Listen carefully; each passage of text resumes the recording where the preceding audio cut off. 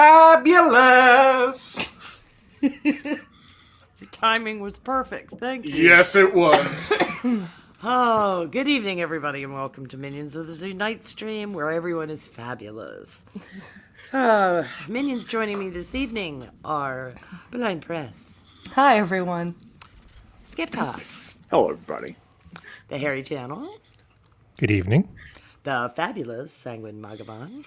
Good evening, all, and it made sense. Sir Adamantine's in the chat. Well, there you go. He's aggressively fabulous. It is aggressively fabulous. That is a beautiful way of putting that. And our good friend, DrFunctional. You broke me, Prospero.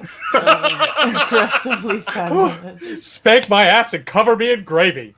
Oh, dear God, don't give Addie ammunition. I think that Hi. charges more than the standard rate at Sir Adamantine's House of Celestial Sin in Crater Valley. No. I'm not the one who pays. I am the one who gets paid. Oh. Oh, Dr. so Functional you're... sounded like he was going to do Charles Nelson Riley cosplay there for a moment. I know. That might be before his time. So you're one of the people that can be hired at Sir Adamantine's House of Celestial Sin, is what you're saying. Addy, did you More know like an that you independent hired contractor. this sort of degenerate there? We'll have to see. We shall see. Well, With Yeah, the just wait delay, for chat to catch up. with the delay between us and chat, it's a lot like trying to talk to people on Mars. yeah. Well, that's okay. I'm willing to allow dead air. Come up for air, lad. Type away, and then go back to what you're doing. Oh, stop. Stop. I was gonna open the show on a serious note, but I don't think I'm gonna do that anymore. You know, you have plans, you change your plans. That ship You can is sailed. still make a go of it. Oh no, I don't think I can. Said that the show is entitled "We're Gonna Need a Bigger Flag." Did Yes. you misspell that last word? No, no. Despite appearances, I meant flag. Okay. Yeah, it looks like we're staging a musical tonight on Minions. I do enjoy smoking the occasional bundle of sticks. Yes, yes. I remember people gathering those sticks when I was reading Thomas Hardy's Return of the Native, and thinking, aha, I have now learned that a word has two meanings. Well, it has Three. three if you count Yes. serving them up with gravy and mash. Oh, absolutely, and those are still available for purchase. But Yeah. you're just not allowed to say the word on YouTube because. So we Susan- could be maggots of the zoo. Yes, we could be. Okay. That might actually be more appropriate. Aren't you gnawing at the carcass of the remnants? Yeah. It works for me. I'm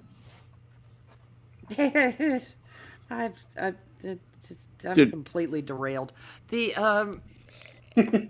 Harry said something to me in a message earlier today that made me laugh, and it shouldn't have made me laugh.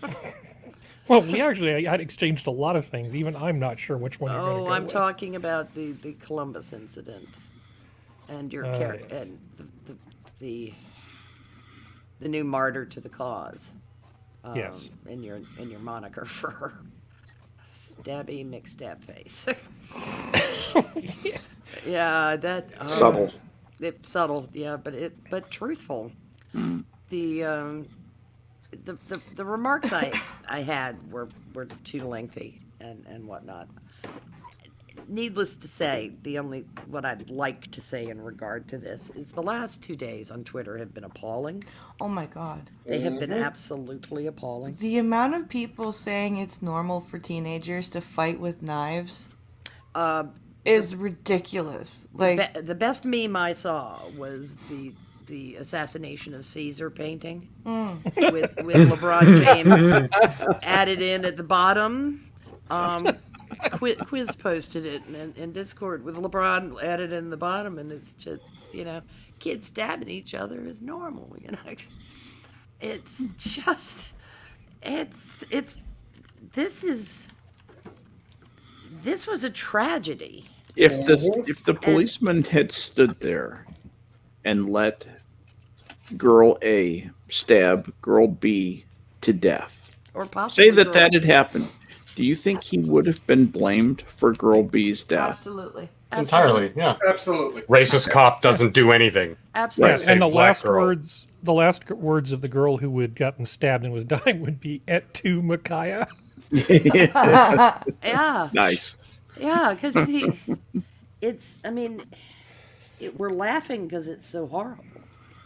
I mean, basically we're laughing because it's so horrible. Because, Humor is a way of dealing with something Yes. that's so blindingly evil that, and it's not just what happened, but people's reactions to it. People saying that, well, black girls have been working out their trouble with knives for generations. There's just so much boneheaded nonsense so being spoken racist. about this. Yes, it is racist. It's nonsense, and what's lost in all of this, and this is something that I am going to read out of what I vomited out this morning. What's lost in this is a young woman's alive today who most probably would be not because of this good guy with a gun. And that good guy had to make the gut-wrenching decision to kill an assailant who could clearly see. He could see that it was an adolescent. The rest of what I wanted to just interject there, though, were the people who come in and say he had plenty of time to shoot that knife out of her hand, or at least to shoot her hand. Do they That know was how the- to... No, This they've is never like fired. No, they don't. They have no idea. They've No, never those are the fired new a weapon. neckbeards. They don't understand how, in a stressful situation, it's even more difficult to be that precise with one's aim. Yep. And he was actually probably too far away to do employ it. to do a taser. Yeah. People say, why didn't he Well, use you a can't- taser? He simply was You too don't far approach away. an armed assailant within 21 feet, okay? Well, here's the Simple. thing. When it comes to less than lethal measures, they're fine and dandy when the person isn't in the process of trying to murder someone else, and when you have someone with lethal cover. When you don't have someone with lethal cover, and the person is mid-stab, you don't have time to dick around with a taser, because Nope. if it works, that person's still probably stabbed because the muscles clench. Yep. Yeah. And Which the inevitable conclusion of this that I keep coming back to, in all those things, exactly what you're saying, Sanguine, is that no matter what you say, this guy did the one thing that absolutely would preserve one life. Yep. For sure. And then the other girl takes her chances. And she rolled boxcars. Too bad for her. But the other girl is walking around alive, and because she was not stabbed to death by an aggressor who was stopped by a policeman, by a good guy with a gun. Yep. And that is the long and short of it. And for people to come out and say that there was some kind of racial animus in what this guy did is absolutely insane if you've seen the tape. Have you seen the full side-on tape as well? I've seen actually all looking- 3 views of it. Okay, because the fuller side-on where it shows more of the before than the one that has been released, and people have shared around the most. Yeah. That full side-on, you see him approach. He sees her come out with a knife, immediately starts the put your knife down, step away, back up, knife down. She rushes towards the girl. So that was just de-escalation. That was trying to issue direct commands. She rushes at a girl, and he has this shit and draws his sidearm. Yeah. Well, yeah, she was attacking yet another girl. Yep. Younger. They pushed each other away, and then she turns and attacks the girl in the pink. In the space that he had to make a decision and act I was just counting 1,000, 1,000. It was less than 2 seconds. Oh yeah. It was less than 2 seconds. He had to figure out how to save that girl in pink's life. I actually think it was pretty studly police work. If you really Can want I back you up here? Can Sure. I back you up? Because I've gone through this video before the show, and I'm going through it now. I don't think we want to show it. We've got enough problems with YouTube and being idiots. But the point being that a bunch of, basically, he shows up, a bunch of people who are fighting come pouring out of this house along with a bunch of people who aren't fighting and almost kind of knock him over. They land at his feet. Mm-hmm. And then one of them decides to get up and run at the girl in pink, brandishing the knife, not holding the knife, brandishing the knife with intent to do harm, heading toward her head. Yeah. Now, whether it was head or neck or whatever, but it wasn't a case of she was just standing there holding a knife and he rolled up and shot her. No, she was being combative with people from the second he arrived there. And as soon as he arrived, instead of stopping, she decided she was going to tear into and try to do great bodily harm or to the girl in pink. Yeah. You know, whether she was trying to kill her or not, I don't know, but she was going to do a number on her, and it could have easily ended in death. That officer, it was an easy choice for him because she was obviously the aggressor in the situation. She was obviously had every intention of causing great harm to this other girl. This wasn't a couple women, you know, doing some stylized knife fight to music a la West Side Story or whatever this romantic notion is these people have. Mm-hmm. This is not normal for the 21st century for people to do this because it is true that certain types of people in castes of society, including some black women, used to carry knives. And they used to kind of get in fights and bar fights and get scratched up and get thrown in jail. I'm only 2 degrees of separation from somebody who had that happen. Yeah. So it is a thing that used to happen, but it is not part of things now. You can't say, oh, well, black girls be black girls any more than you can say boys will be boys. That's not an excuse for anything. And the thing that drives me so up the wall with the racist statement of, well, black girls and black people have been solving their issues with knives for a long time. It is the only way that you could make that sentence more racist is, come on, this is an improvement. They used to chuck spears at each other. Yeah. Yeah. Yeah. Why don't you appeal to a time before the Jim Crow laws that you keep talking about and say that that's an example of why we should just let this go? Yep. Mm-hmm. Sorry, Functional. No. I thought you were finished. One thing that almost everybody didn't see was the rest of the body cam footage after the fact. Yes, he drops her, but then he tries to save her life. Yes. Almost nobody is talking about the large man who was stomping the other girl's head in on the concrete, which he also stopped by firing those shots. Yes. That guy backed right the fuck up. His arms were in the air, and he stopped. I don't care, weapon or not. This was a large man stomping a little girl. Mm-hmm. Another one of the same, probably early teens girl or tweens or something that was the focus of this. Are you sure that that's not a form of racial communication that white people cannot understand? Mm-hmm. I think they can understand it if Ed Norton was doing, justice to American History X. Extreme low frequency communication. Yeah, extremely low frequency. Exactly. I would imagine that there are trailer parks all over this country where the same thing has been reenacted by people who glow in the goddamn dark. Mm-hmm. It is the behavior of a feral culture. Yeah. And this is a class problem, not a race problem. Yeah. This is a feral class problem, and we have a class in this country of feral children, and their feral parents. Or it doesn't matter what their skin color is. Parents. No, not at all. Hey, it is demonstrable that making certain poor life choices.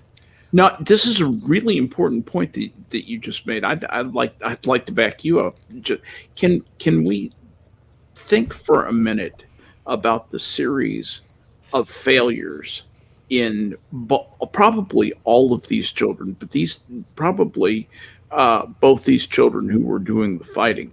The failures by adult after adult who has had the chance to do something good to help parent and guide these children. And I start by laying this, right at the feet of the parents, and the teachers who don't teach, the parents who don't parent, the mentor, the lack of mentorship, the lack of normal social bonds because everybody's got their face in their goddamn phone watching Cardi B making a fool out of herself.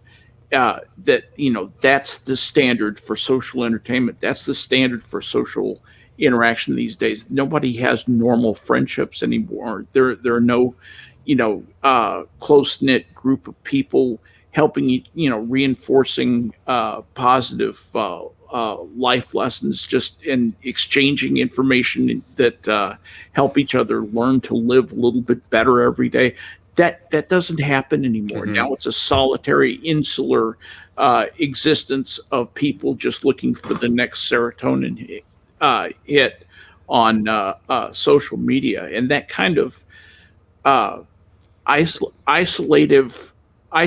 in a crowd kind of existence that so many people live because it's easy, it's comfortable, it's the path of least resistance, and the parents can have their happening lives, so they're not too bothered spending a whole bunch of time with children and raising them, teaching them, educating them.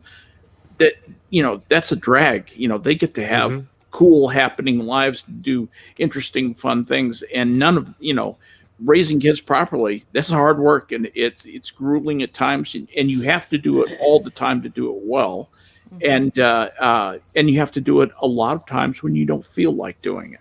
It's not for everybody, but this way everybody gets to claim all the benefits of being a parent, and all the ego strokes that come from that.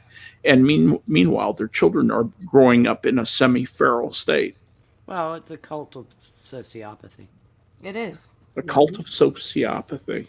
And I think it kind of relates cult to of sickness. Something I've been thinking about in that with everything that's been going on. I don't think that body cam footage or public videotaping of a crime in progress or something that will be a matter for the courts, I don't think that it should be legal to disseminate that information until the court process is done. I think you're right.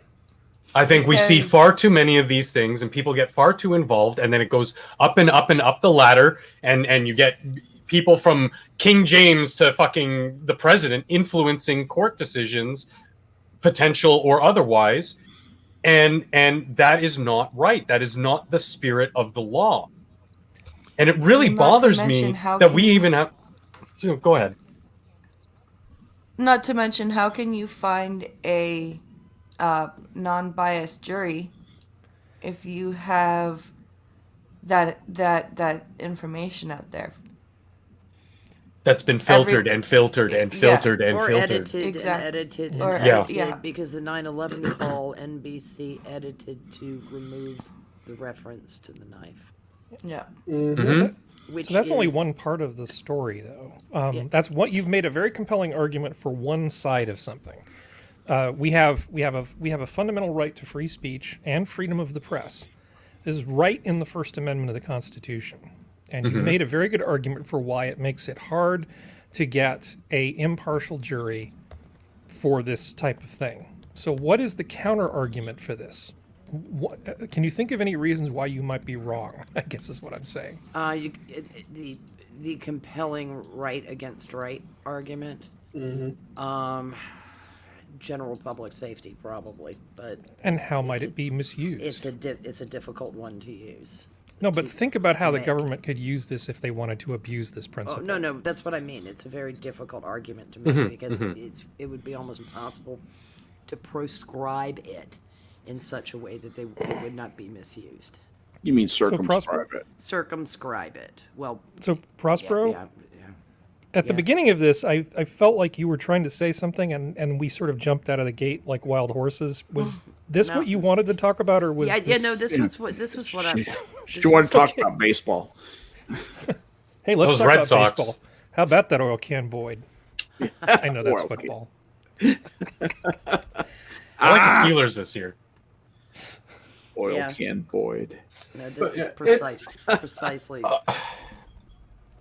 It pisses me off how little people realize what they're trying to advocate for, because they'll say shit like he should have shot the knife out of her hand. Do you understand Yeah. what that would fucking entail? We Oh, would need ridiculous goddamn effectively cyborgs But yeah, to reliably manage. the important Or John Wick. The important point of what you just said, Sanguine, is that the people who would suggest that believe they could do that. Yes, they do. They You know. watch. They think it's the movies. Okay. Yes. They think it's the movies. Honest to God, they have no idea how fucked up a steak knife can make a person, And they'll take like dead, Yep. and they have no idea about trying to shoot at a small object in an individual's hand. Well, if you're interested in killing all the onlookers, this is Yeah. a good way of doing it. Or and they'll the take examples that have actually happened in history, and they'll go, well, it was done here. Yeah, do you understand how ridiculous of a shot that is? Like the one that I keep seeing people bring up is the one dude who was threatening to kill himself, and a sniper, a SWAT sniper, was able to shoot the gun. It fucked up the dude's hand something severe, because Spalding's a thing, but he was able to shoot the gun out of the dude's hand.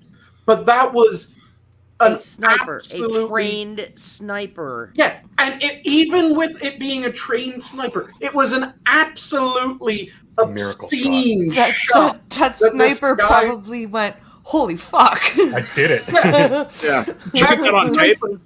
That sniper absolutely went, did you get that on tape? Yeah. By the way, I'm off. I'm buying a lottery ticket. Yeah. And who's going to blow me? That was the exact order of operations right. after that shot. The perverse thing, and you see it in the suppressor argument too.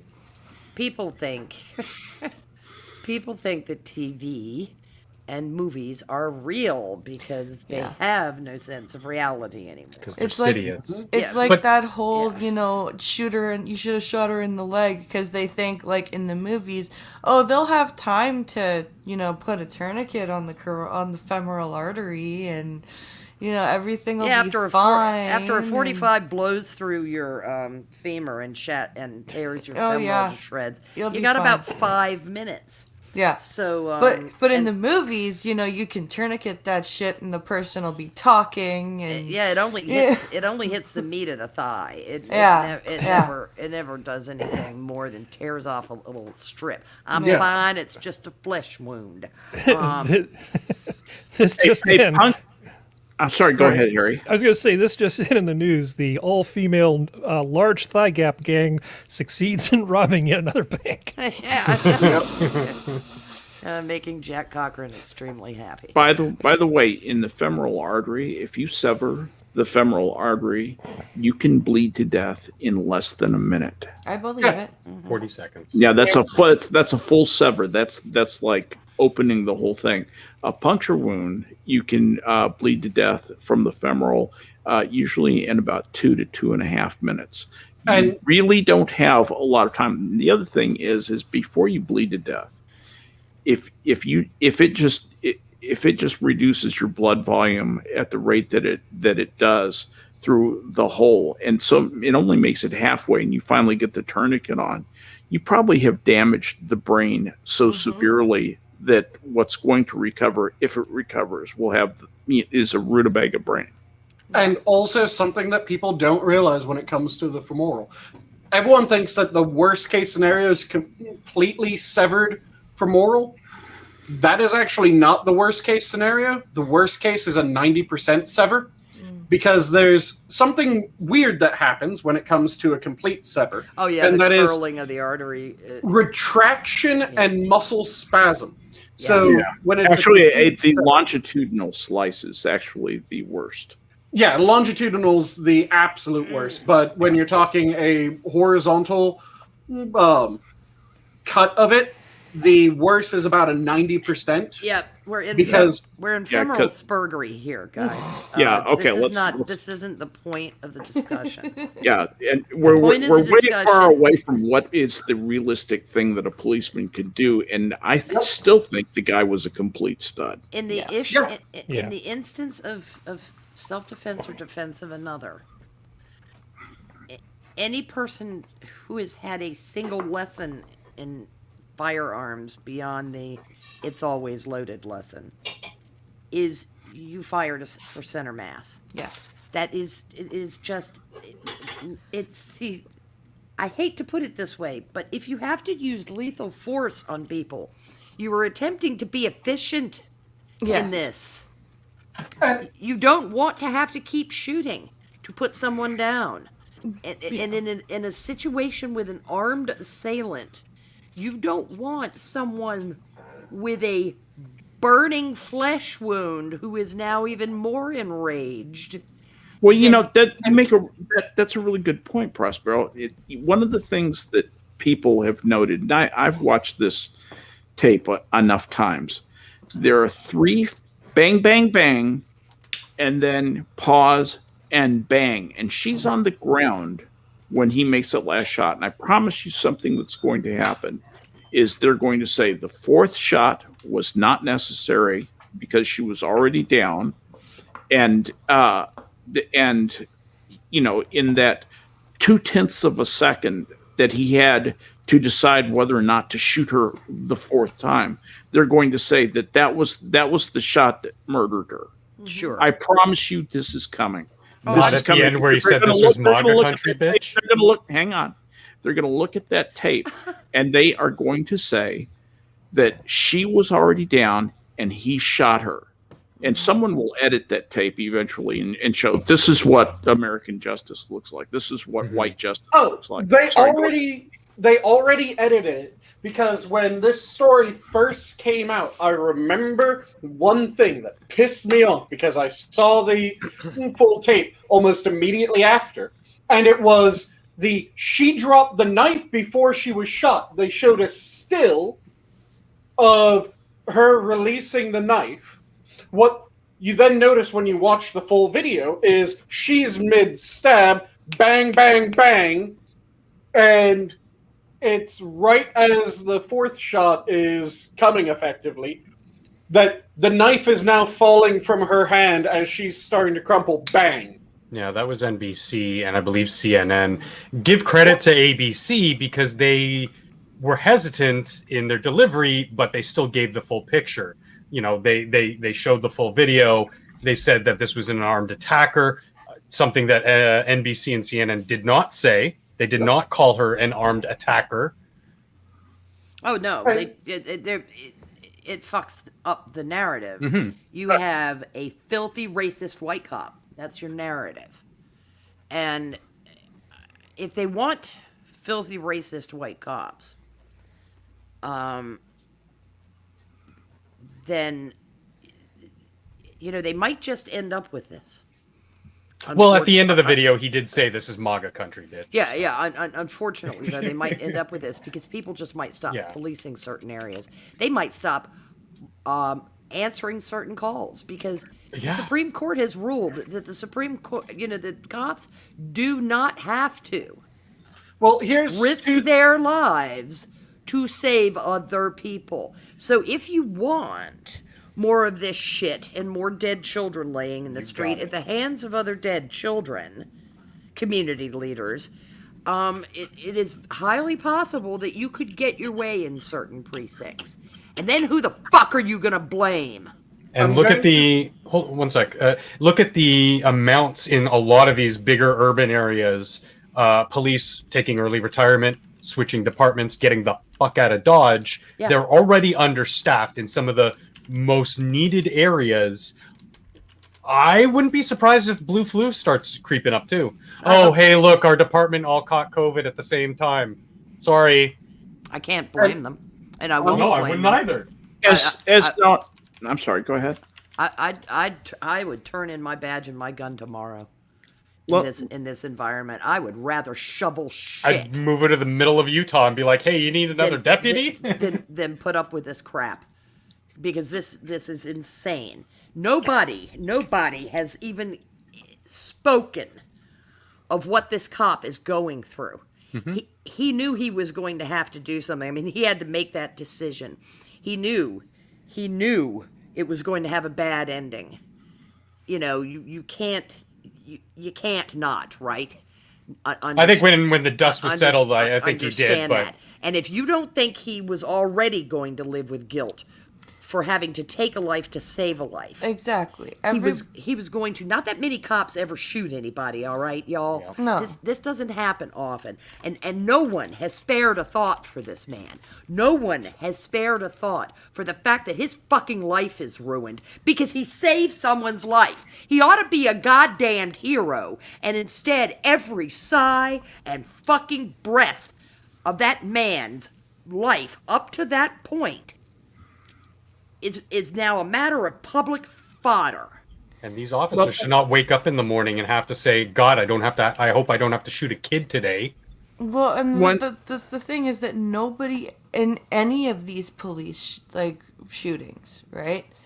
Nobody stops to think about that. Like, nobody thinks for a second. Like, these police officers usually have to go through some sort of counseling after they've taken a life. There's usually some sort of mandated.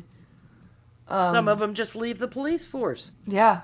Because they never wanted it to come to that. Yeah. This notion that cops are trigger happy is fucking bullshit. With the number of cops that we have in this country, if they were trigger happy, there'd be bodies stacked like cordwood. Yeah. That's true. It's just Couple of sorry, go ahead. no. I'm done. One of the thing, a couple of items. First of all, we Republicans have 390 million guns in the United States alone. If we were the problem, you would know this. Mm-hmm. Okay, so that's point number one. The other point that I have is that, and I'm actually not being facetious. I know I tend to say a lot of facetious things, but this is absolutely serious. I think we might be headed to a point where when someone makes a call for the police, one of the things that a dispatcher is going to have to find out is what is the race of the people involved. Yeah.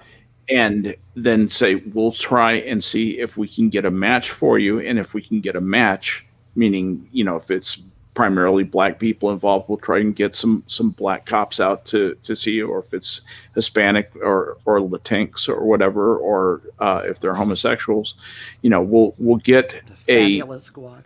We will get I'm dead serious about this. I'm not kidding. I'm not even kidding a bit. I know what you mean. We will try and get someone who can be sensitive to their needs out there to assist you, but we're not going to risk a mismatch and risk a white cop who is automatically going to go into a racist frenzy the minute he sees a black person. Yeah. We can't have that risk anymore. And even if they beg you, no, he's killing us, say, listen, we're doing the very best we can.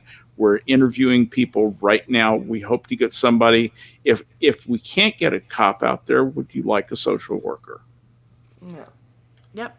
I mean, they are too many people in the community are asking for that as it is to not satisfy their wish.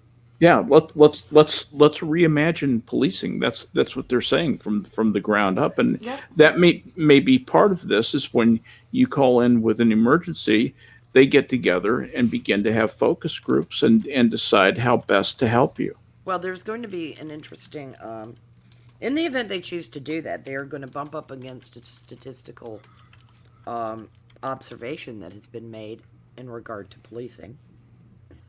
Which is what? Which is that a black cop is more likely to shoot a black suspect than a white cop is. Mm-hmm. Only about 3 times as likely. Yes. 3 times as likely. Yeah, I think it's 2.5, but it is like 2.5 or 3 times. Yeah. There's a significant marker upward. Oh yeah, it's huge actually. And can I just quickly interject? It also increases when you scale down into specific communities, like heavily leaning. Let's say, you know, the urban centers of Chicago that are very crime ridden. Those numbers, that disparity goes way up. Yep. And Harry, you jump in, then I'll jump in with the things that I want to say. I now have 3 points to make and a joke, so in no particular order. Going back to one of our earlier conversations, we talked about, you know, we treat 18 as the age of being an adult. And we do want to protect people. We can protect people until they're 18 from all sorts of life's horrible problems. That does not mean that a 16-year-old is a baby or a child. She's old enough to be an emancipated minor. She's old enough to drive a car, and she's old enough to know that life is precious and you don't go around taking a knife to other people's heads. And I'll just say that and leave it as it is, because it's just a callback to something we've already been talking about, too. Yep. Look behind her. These people who are saying shoot the gun out of her hand, what is behind her hand holding, not the gun, the knife? What is behind her hand holding the knife? It's so confusing these days. The potential victim. Her chest cavity. The potential victim is what's... Well, she has the knife up, and she's going at her. If he tried to shoot that knife out of her hand, he would stand a much better chance of actually shooting the woman he's trying to protect. Yes. Okay. And thing 3 is sort of referring to what Skep was talking about. There are people, I mean, just a little more, I may be repeating myself a little bit, but I know somebody who is a trainer for the police. She's very, very good at her job. And from talking with her, the most dangerous things that they basically get sent out on are domestic calls. Yeah. So imagine, if you will, these idiots who are saying, oh, well, we don't need police showing up. We could just send social workers into this situation. Imagine sending a couple social workers with their clipboards, and maybe she's got like a pencil. It's got like a little troll or something, troll doll eraser head kind of thing, and she's like, you know, no, you can't do that. That's not going to work. Reduce the surplus of social workers. That's for damn sure. And finally, a like joke for how to solve this whole problem. What we need is a 911 app that's like Match.com. So when you want to have police come assist you, you load the app, it looks at your location, and then it figures out which police are available. You swipe left or swipe right. You swipe left or swipe right, you know, and you look at him. He has kind eyes. I don't think he'll shoot my daughter. Okay, he just keeps swiping until you find one that meets with your approval. That's funny. But no, you're entirely right. It is going to lead to a pile of dead social workers, and that's people at the end of the day. We don't want to put untrained, unarmed people into potentially violent situations. No. Hence the police. Sorry, Sanguine, go ahead. So there's 2 things that I said yesterday that I think need repeating, and they need repeating often when it comes to this type of shit. First off, every use of force in the use of force continuum is designed to stop, not designed to kill. There's no shoot to kill bullshit. That's action movie horseshit.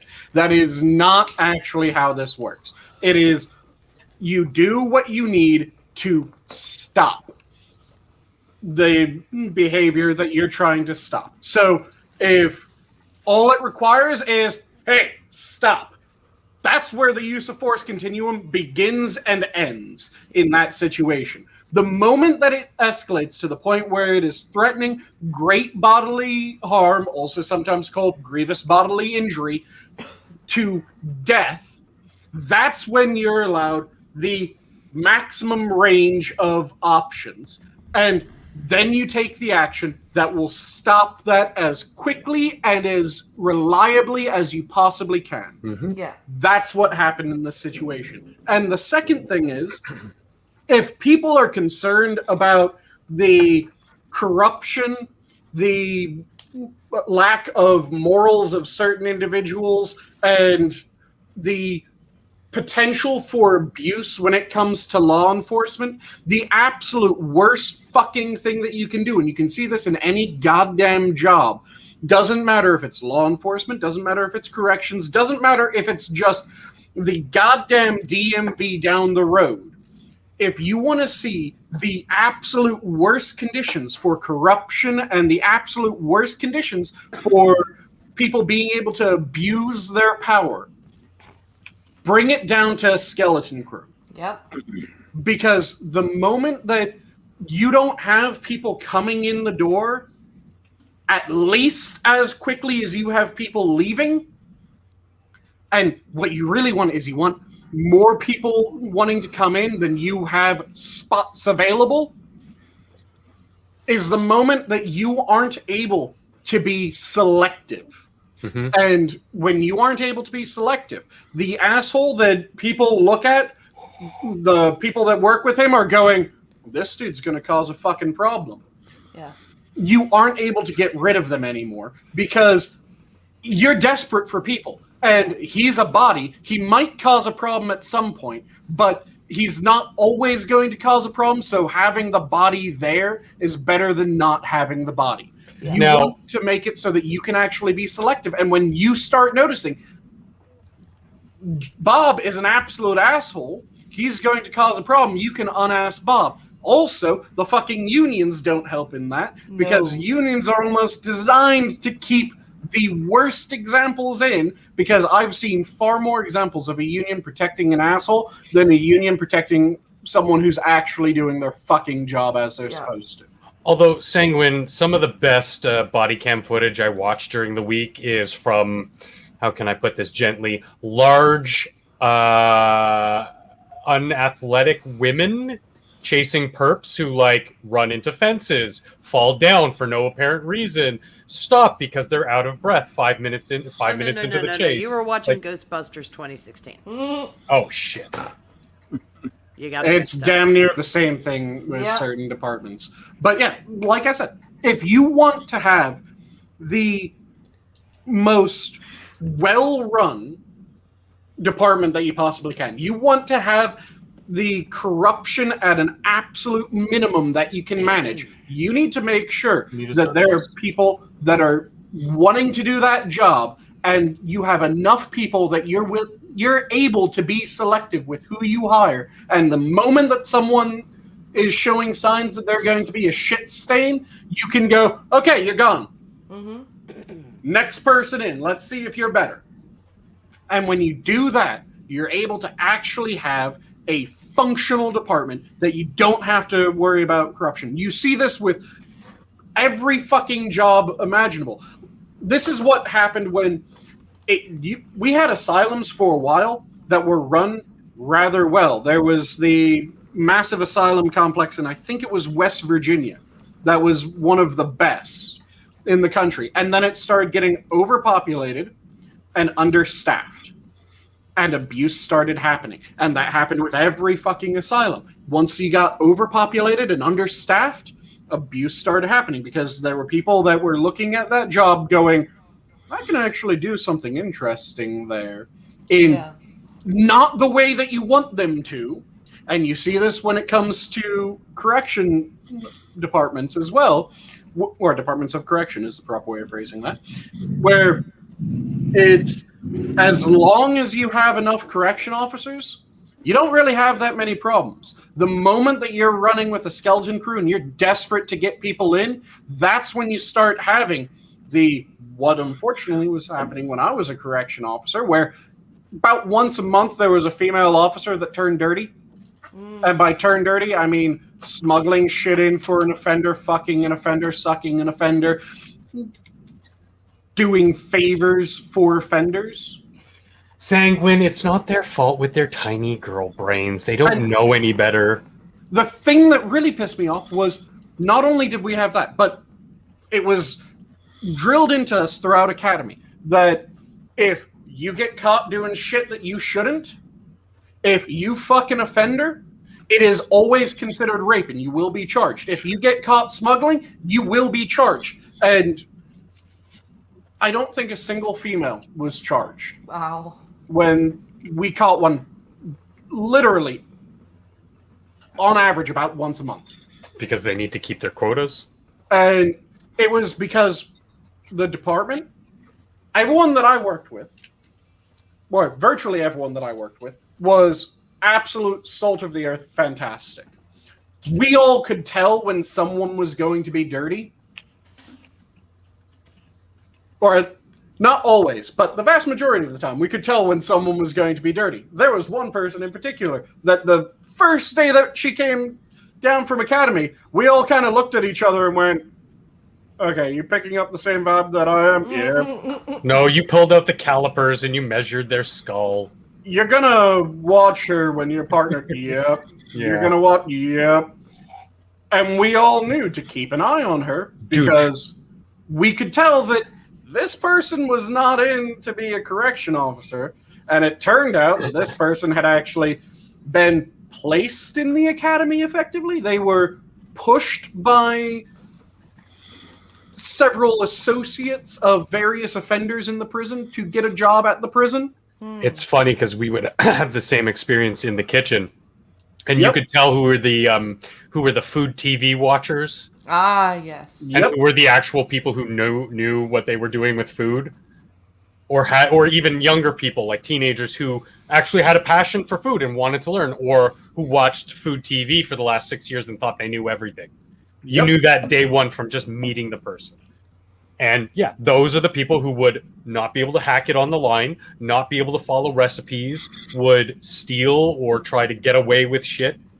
It's that universal human interaction that we let off the show with, that when you look into somebody's eyes, there's something almost spiritual, mystical, that there's tells, there's communication happening.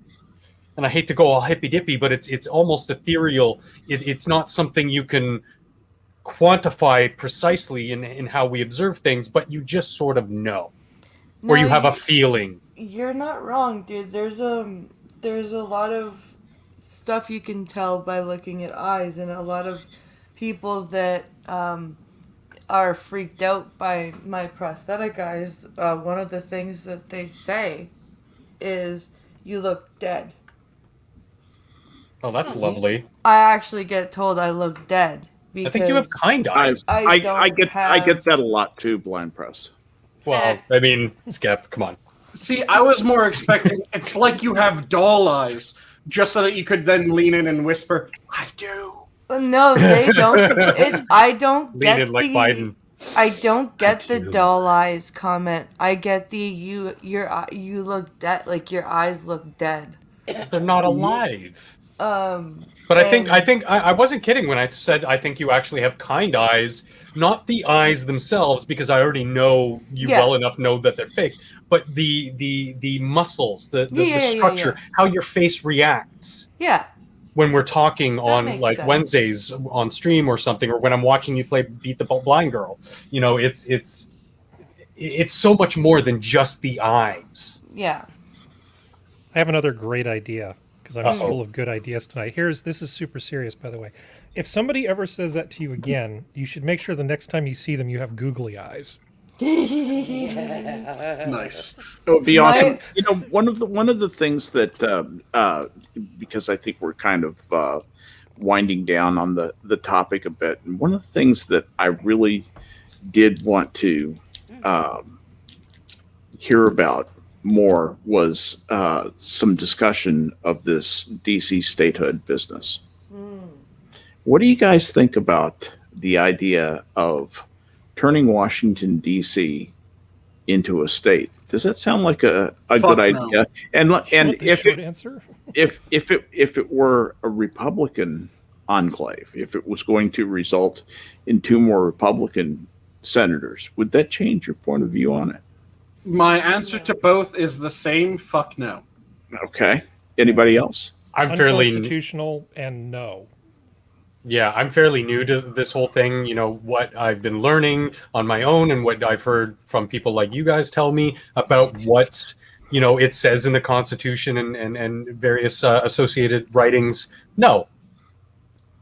In fact, I would like to transfer that a little bit over up here north of the border in giving that sort of independence to the surrounding of Parliament rather than having Yeah. it be part of the province. Prospero had a very interesting insight just before the show started about what Madison said. Do you remember?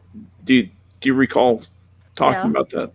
Yeah, he didn't want the federal district to reside within a state because it would give that state a puffed up sense of its own importance. And it could possibly make the state kind of a reservoir for favor currying and that kind of thing. And it would create a natural inequality from jump between states. Hey, BP, Ontario.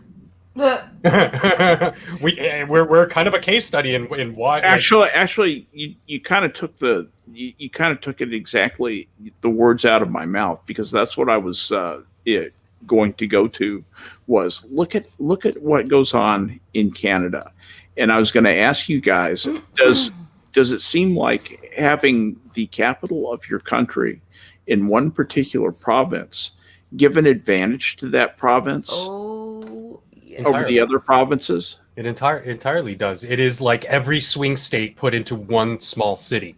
So, in other words, do places like British Columbia and Alberta ever feel like they kind of got hosed over, like they contribute a lot of stuff but don't get a lot of stuff? Have they ever felt that way? All of Eastern Canada, all of the Northern Ontario and Quebec, the rest of the in between Alberta, Saskatchewan, etc. provinces, everybody except for Vancouver, which are basically our California light. So they're just going to ally politically. So they're like, oh no, this seems fair. It's working for us. Everybody in Vancouver, Toronto, and Ottawa are all like, this is awesome. It's fine. Yeah. And everyone else is like,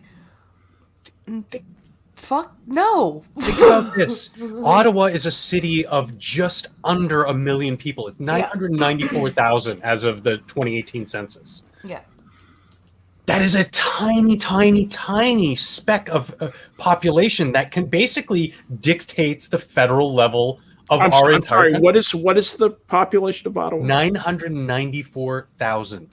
So it is 3% of the country's population, roughly about 2.5% of the country's population. That was as of 2-3 years ago. Yeah. Yeah. We don't change much. 2.5% basically dictating what happens everywhere else. I think that would brew a tremendous amount of resentment and would tend to cause the provinces to try and stay as independent of the central government as they possibly could. Mm-hmm. Why But don't because the federal government, excuse me, is keeping them in check. How does it do that? Well, on many levels, like by funding, Mostly by CBC funding, isn't that really it? Yeah. By But I funding mean, and taxation. funding and taxation, exactly, and corporate welfare. Yeah. A lot of the prairie province areas are reliant on this federal funding. There's equalization payments between the provinces, so all of Eastern Canada is basically like, well, we don't like what's going on, but what's the alternative? We lose all of our federal funding and we all starve to death? All right, to take all that and then apply it back to the Washington D.C. situation, I'd be especially curious in Prospero's opinion about this. What do you think would happen if that did happen? If it became a state, had its own senators and so forth? What would that entity? How would that change Washington D.C., Prospero? I just think it would make it an even more intense version of the federal enclave it is. So You no, mentioned something no financially real, earlier. no real change. No Right. real change except adding more punch to the Democrats. Yeah, and adding more corruption. I mean, Wow, it's more corruption. Yeah. You guys need the one thing that you guys are missing for it to turn into the way we have it is a parliamentary system. Yeah, they're That's They- it. That if they're you had leaning a here toward mob rule. They if you prefer had that. a exactly if you had a first past the post system and DC became a state, Yeah.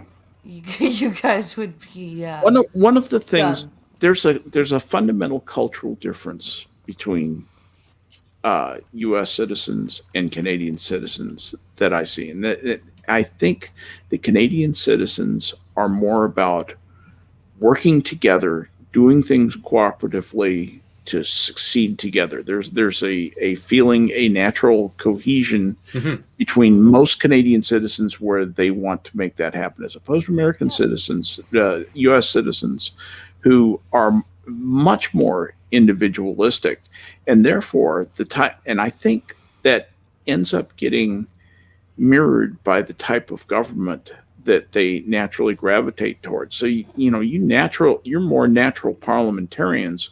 We're more naturally toward having a strong executive that's kept in check. I mean, that's the way that our government is designed.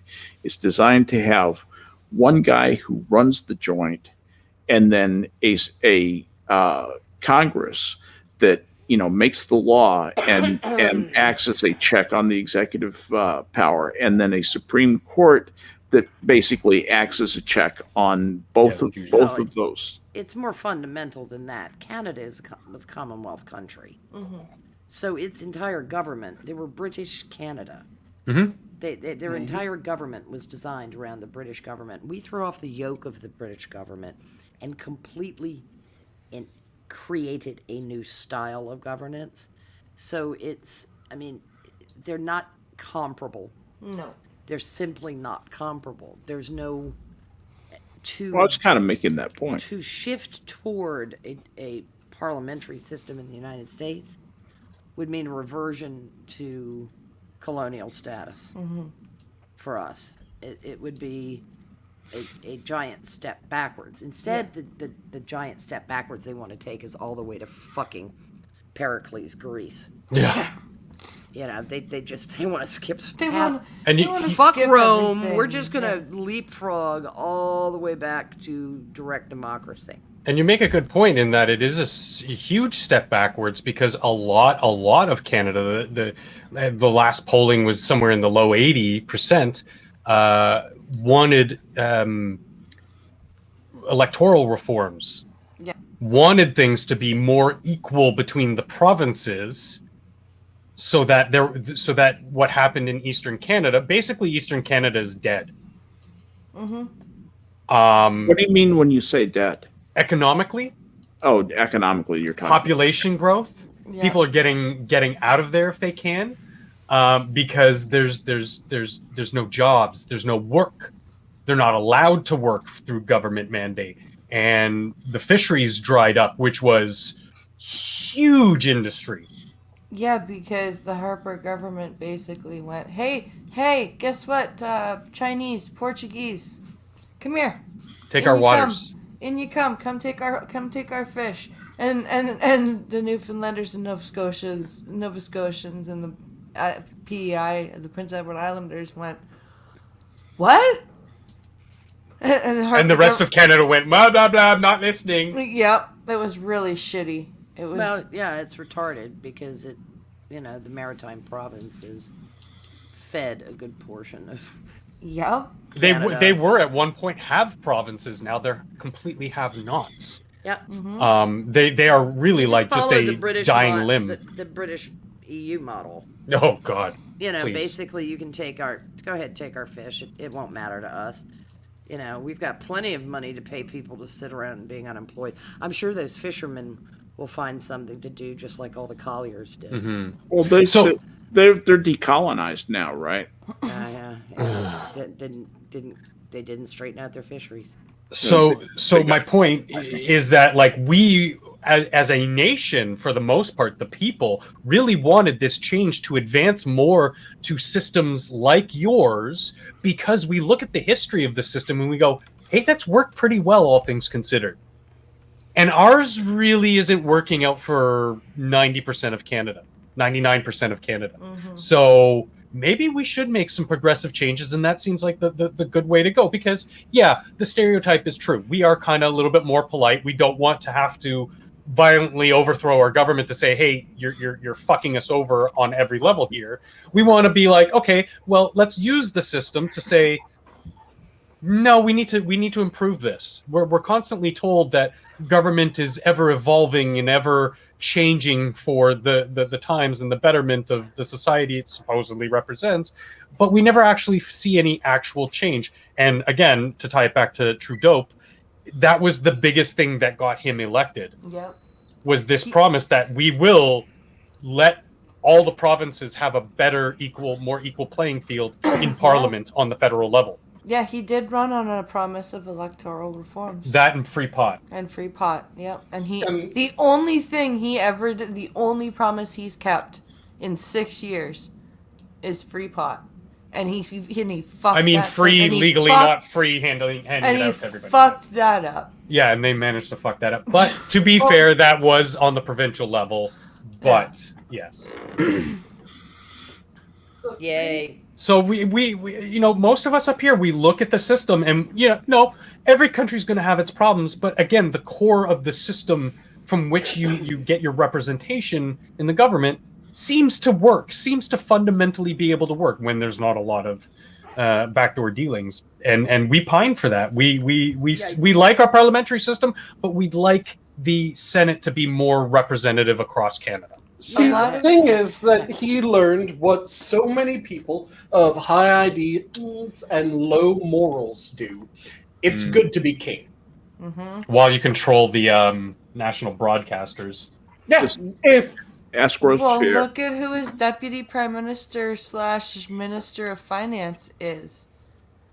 The Minister of Truth. She was Freeland. She was a media mogul before she was in government. She had her hand in I think 11 different newspapers at one point, and she was chief anchor for Global News.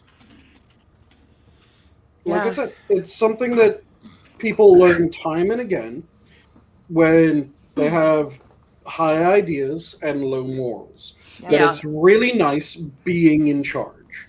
And they don't have the moral strength to go, okay, well, yes, this is nice. Yes, it is a thrill. It isn't what I wanted to do. It isn't what I should do. So let me give up this power. Yeah. It becomes, this is rather intoxicating. More, please. Mm-hmm. They can't pass Galadriel's test. What were you going to say, Prospero? What I was going to say is it's intriguing because, I mean, as far as representation in the Senate, basically, I believe what Functional was referencing is that equal weight to the provinces in the Senate, as opposed to have it be by population like your lower house. You know, that kind of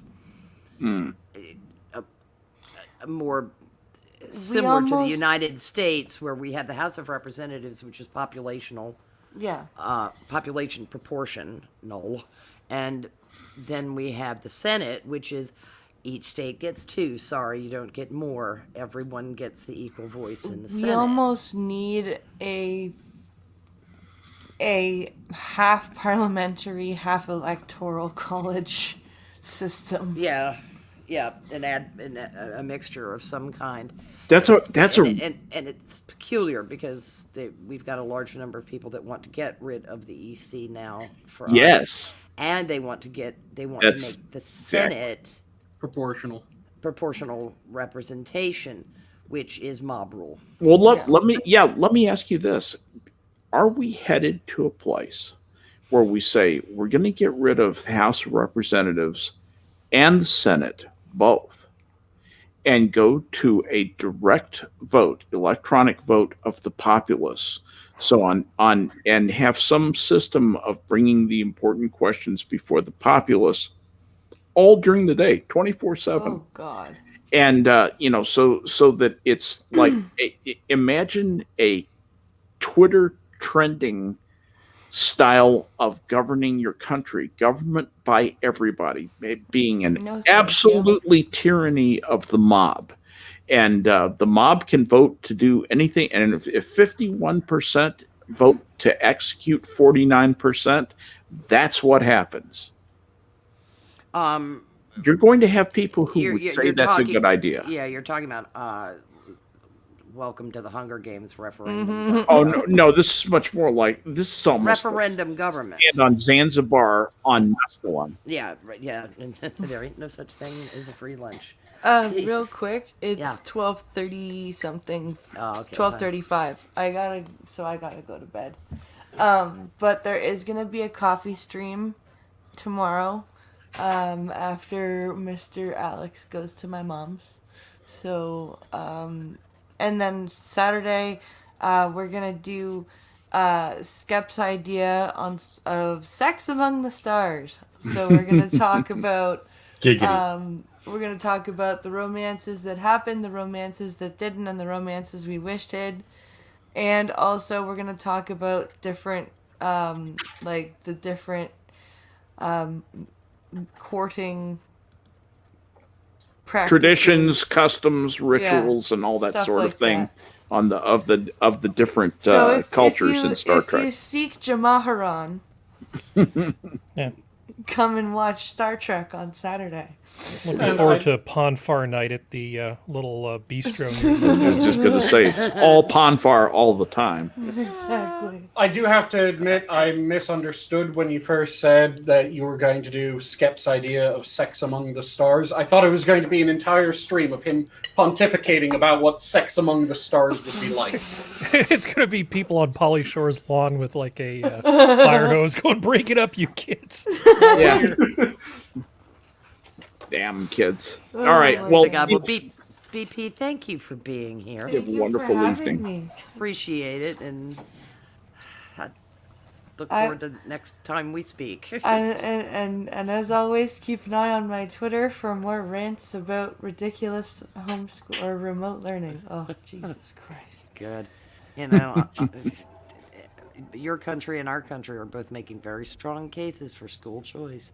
Well, I'm getting a whole bunch of workbooks off of Amazon And because they're not teaching basic stuff. wow. So I'm just gonna, if Thanks, if Bob Ray.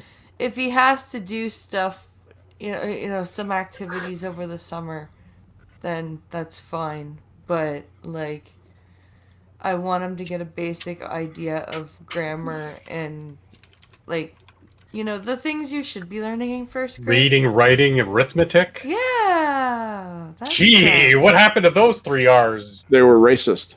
They were racist. Racism is the W was fourth R. silent. And he was a communist infiltrator. All right, guys. Good night. Good night. Good night, sweetie. have a good one. See you You tomorrow. too. And I do want to jump in because that is a beautiful segue to the thing that pissed me off today. Okay. So, I know Prospero heard about this. I'm not sure if the rest of you have. Have you heard that apparently Virginia has decided to do away with all accelerated and G&T math courses Yes, I saw below that. 11th grade? Yes. Because equity. Wait, what? Yeah. They're getting rid of all G&T Because of racial Hold on. Racial You're using a lot of jargon I misdistribution. don't understand. G&T means gifted and talented, Okay, thank you. which is what I was just about to say. For those curious, G&T does not mean gin and tonic courses for I know, children. I- It I- means gifted and talented. That was very sad. Yeah. I Um, assumed, but I didn't know for sure. It's mighty so thank hot you. here in the summer. in They Virginia. might as well I do teach these declare. kids mixology because they're gonna hobble them. yeah, they're for getting future. Well, then they can go on to Congress. they're getting rid of all accelerated math classes. So that's where it falls below the G&T standard, but Right. it's But like it's the a reason grade ahead. it's the reason why. The reason that they're getting rid of it is because of the distribution of the kids, the Yep. racial distribution of the children who are in these gifted, talented groups, because they tend to be, as they say, Asian and white, meaning Indian, and that's dot, not feather. And white kids are the ones in these gifted and talented programs. They're saying that they are inherently racist, that they are structurally racist, a term which they never define really in any adequate sense of the term definition. And then they say, well, we're just going to get rid of this. We're going to penalize these white kids. And I really think this might be something much more nefarious, where the idea is we're not just about making sure that black kids and Indian feather not dot kids get a good education. We're interested in making sure that white kids get held back a little bit. It's time for a few generations of white kids to not get a chance to live up to their potential, just in the interest of making the numbers agree and making us happy. I really think that might actually be going on. I don't have any Well, proof they're not of that. going to get they're not going to get their way, because here's another thing. What? When it comes to the earnings of the parents Yeah. in the dot not feather and Asian community, by and large, most of them are higher earners, Yeah. And private schools are a thing. and private schools are a thing. Yeah. And I hear you. all it is actually going to do is increase the disparity that they are trying to erase. Well, And make it less publicly visible too. Oh, absolutely. They're not going to help black kids. They're going to hurt black kids, but it won't be as noticeable unless you drill down into the differential. Right. Bigotry of low expectations. and Yeah, This absolutely. is- Let me just take one moment, Sanguine, and welcome. Hi, Toss. Welcome, Shroom, to the stream. Welcome, Hey, Shroom. welcome. Hey, Good Shirley. evening, all. It's very, very threatening, that icon. Isn't it though? I'm Yeah. so triggered. Sanguine, go ahead. I'm But sorry. yeah, the thing is, it has always been true when it comes to this.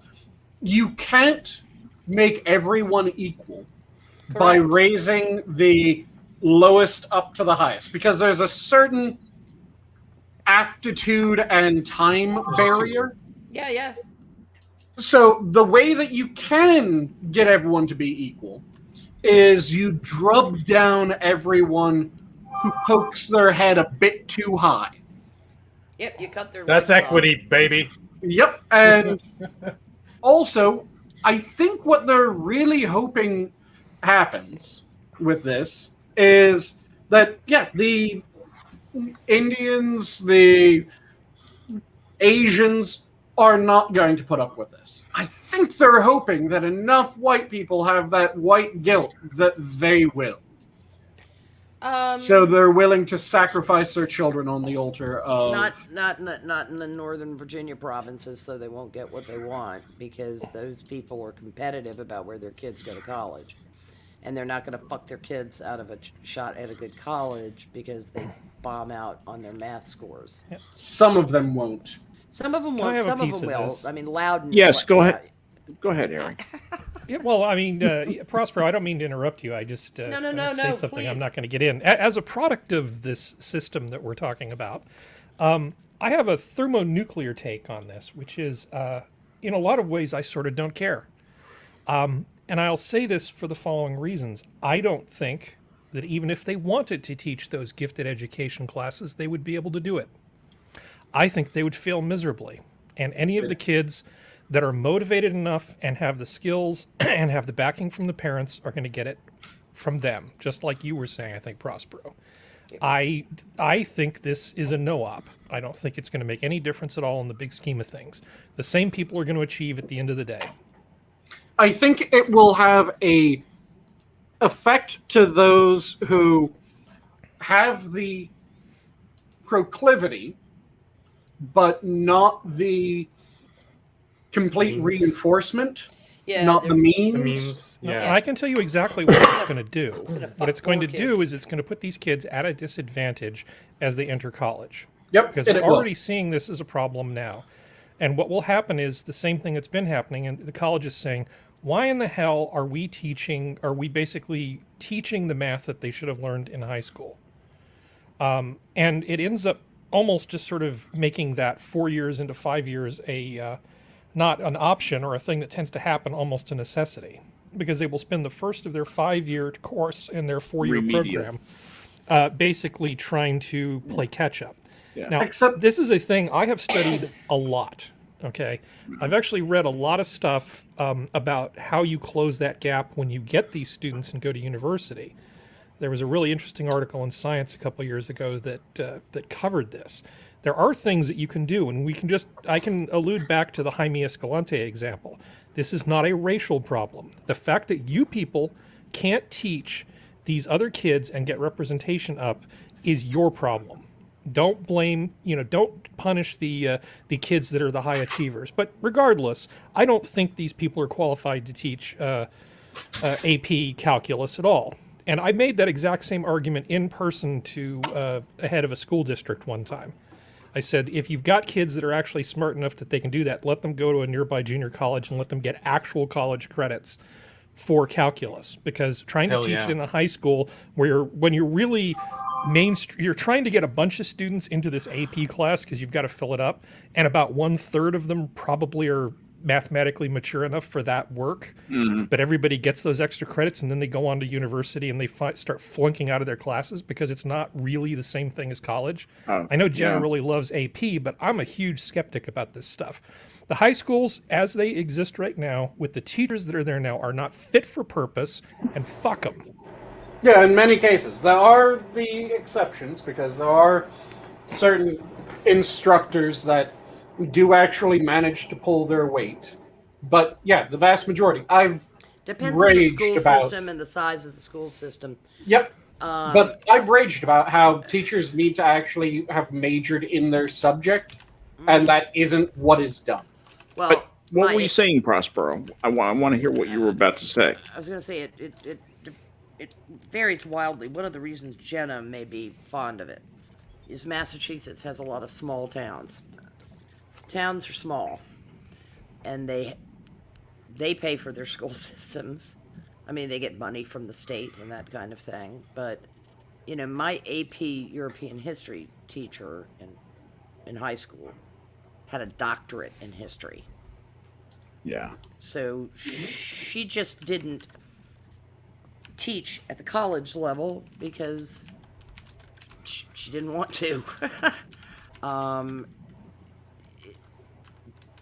One of her dear friends was a college professor, or her roommate from Radford was, but please listen to me, Radcliffe.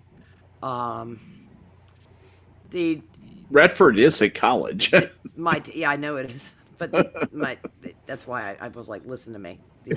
These women went to Radcliffe before they could get into Harvard. Yeah. Cliffy's. My AP bio teacher had a master's degree in biochemistry. He left after us to go back to private sector. So he had a higher degree of education. He was a master in his subject. For what needed to be taught for the basic, Bio 101, 102, he could have taught in any college without any difficulty, as could the lady. That is a small town school system. When you only have 185 kids in a class, you can, and when you have parents with a certain degree of affluence, they'll pay the property taxes and they'll put the money toward the school system, and they'll dog that school system. That's the environment that Jenna comes from, the milieu that she comes from. Not these big industrial complexes like most of Virginia is. There's the county school system, and the county school system is a caviar to crap, depending on what district you're in. Ditto with the city schools. There are 2 elementary schools in the city of Richmond that I would ever consider recommending. 2. Out of how many? Fuck me if I know. Order of magnitude. How many? 2 out of 25, probably. Okay, so 20s. All right. I can check real quickly. I don't need the exact number. I just wanted to know if we were talking 100 or 20. Yeah, Because when you say that you would recommend those, 2, I didn't know if there were 2 others or 10 others or 100 others. That's what I was trying to get a picture of what you were saying. Yep. And like I said, it ranges massively depending on the instructors that they have. Like, there was one of the high schools that I went to, because those who tune in a lot and those that are minions have probably heard me say that I went to one high school for 2 years, then a different high school for one, then back to the first high school for the last. And the one that I had 1 year at, there was one instructor there who, he was an English teacher at the school. He taught a standard English, an AP English at the school, and then he also got hired by a local university, as well as I think he also went and taught a couple courses at the community college, because he was just obsessed with English. And he wanted to get other people interested in English, and he wanted to teach people English. So he taught all those different classes, all those different levels, because fuck it, I want to talk about this shit. And he was fascinating and interesting because you could tell that the dude loved the subject. And he would get people interested in it, and that was one of the reasons why he taught a regular English class. Because so this is all in support of your point that you believe that it's better when the instructors have studied the subject that they're teaching, and even better when they are masters of that subject. And when they're passionate about it. All right. So I would like to respond when Sanguine's done. It also influences how much the AP course actually matters, because when you have a professor like that, yeah, that AP course is a legit AP course. Okay. All right. What were you going to say, Harry? Well, a couple things. First of all, just to I'm getting plenty of support in the chat, so the chat seems to agree with a lot of what I said earlier. Either that, or I'm just reading it conveniently for my. Harry just wants to win by tyranny of the majority again. Exactly, that's what I always do. But the other thing, 2 things. Here in California, there are not an insignificant number of Asian Americans in Silicon Valley. In fact, most of the town of Cupertino is Asian. Right. A lot of Hong Kong money, a lot of Taiwan money, a lot of people have moved there, and they're American as apple pie now. I'm not trying to make some racial argument. I'm just saying that you can't throw a stick without hitting a private math tutoring center. Mm-hmm. If you're here, you could go to the Kumon Math Center. There's all these places. So they've already, in terms of the Asian populations, decided that public school is useless and inferior. By the way, Cupertino is 67% Asian by the census. Yes. Now, if you, excuse me, there are some extremely good schools, much like what Sanguine was talking about. Gunn High School is actually an excellent high school in Palo Alto. And I enjoyed beating them in academic contests when I was that age. I know, weird flex. But the thing is that I don't think it's really all that instructive to the conversation to talk about the outliers. Of course, there are teachers who do a good job. Of course, there are schools that do a good job. But when we're talking about, this huge district-wide thing happening in Virginia, what we're really concerned with is the thing on average, right? And not the exceptional. And we bring up the outliers because we don't want to feel like bad people. I don't want to say bad things about some of the teachers that I had, because sure, I knew some that were okay. But I also know the head of the math department at my high school growing up was a complete idiot. And I don't, she really wasn't even a partial idiot. No, she was just not up to the task of doing what she was doing, being a teacher in high school, let alone being head of the math department. And I can tell you, I did not take calculus from her. But yeah, no, the Asians have already got this dialed down. They're not depending on the high schools as it is, or the elementary schools, or the junior high schools. And like I said, I think we need to look at the average case. I don't think, as much as we want to give credit to the really good teachers in the good high schools, it's not really the point in what's here. A lot of those people are probably going to get swept up into private industry and become part of the solution of fixing the stuff that the public schools can't do. School choice is the biggest thing we should be pushing for. I agree with you, but there's something I somewhat disagree with earlier, where you were saying just fuck them, because both like philosophically and in practice, I believe that children should be the only protected class. And in just saying fuck it, you're basically leaving them to a corrupt system without addressing the corruption within the system and trying to affect some change on that level.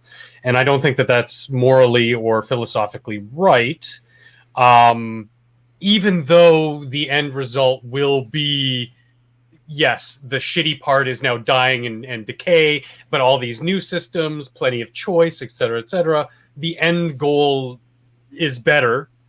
I have a hard time throwing these kids who are going to be in that limbo to the wolves in the interim to get to that good change. You're absolutely right, and you're a good person, and that's why you care about these kids. The problem is that what you're proposing, trying to fix the schools as they exist, is not going to work. What you would need is some sort of you need a fundamental change. You would have to do like a Manhattan Project, where you get people who actually know what the hell they're doing. You come up with ideas. You allow for some amount of flexibility, so you get multiple laboratories going throughout the country, and you literally start a new educational program for the kids that you're trying to help. You create whole new institutes with new programs and new teachers, and you put real money into it in real time. Or you can just let the free market sort it out. You can just let kids have vouchers, and you can let the private schools and the charter schools compete with the public schools. The charter schools have proven that they can do a much better job for every one of those kids, including the minority kids from bad backgrounds. But are you saying that we should just give up the fight against like them teaching CRT instead of basic reading, writing, and arithmetic skills and science and these things, now that the system is it just so corrupt there's no point in even fighting some of the shit that they're trying to keep pushing? Well, we'd have to get rid of the teachers' unions. We would have to do a lot of things to get anything through. I think school choice is the fastest, best way. Again, you're to going solve this long problem. term. We let the parents. If the parents are interested enough, they will make it happen. Sure. And not to mention, there are new learning techniques that are available that may augment. If you set up a charter school and you can't afford a top-notch calculus teacher, there might be a way that you can sort of share one between multiple schools. Technology might play a role. There's all sorts of things that could happen. I just don't think that saying that they're not going to teach AP calculus in Virginia high schools as a whole is going to have any net effect on anything, because I'll bet you those AP classes wouldn't have been worth it to begin with. See, I would say maybe I can see your point. If we were already at the point where we have the school choice, then yeah, Harry, you're absolutely right. But seeing as we don't yet have school choice, this will catch children that are going to be fucked over by this system, that will be fucked over until school choice becomes a thing. Yeah, it would be one thing to be as dismissive if they had a choice, but they don't. Yep. You can just sit back and pray that those children have good parents who actively take an interest in those children's lives and maybe try to help them find resources on the internet or whatever for free education to help them along. You're low gonna cost. You're going to need private schools to step up their game and begin to offer competitive scholarships for gifted students who are getting hosed.